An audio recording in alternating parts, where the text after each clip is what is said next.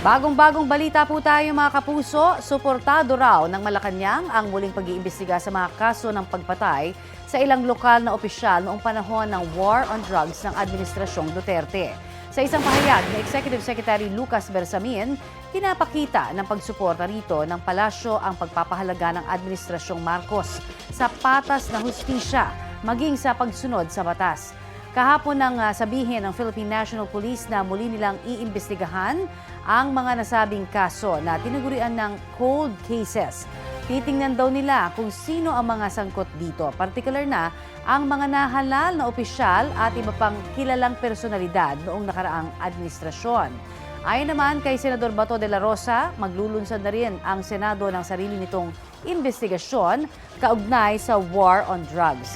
Iimbitahan daw nila si dating Pangulong Rodrigo Duterte.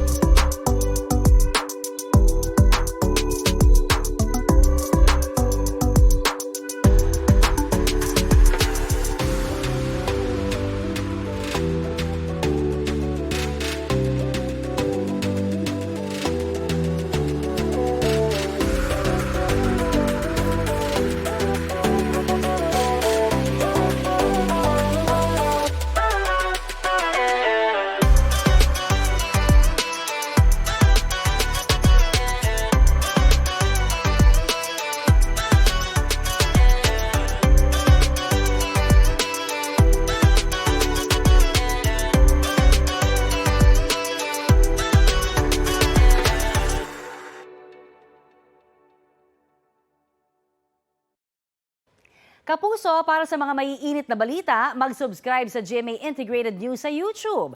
Sa mga kapuso naman abroad, subaybayan nyo kami sa GMA Pinoy TV at sa www.gmanews.tv.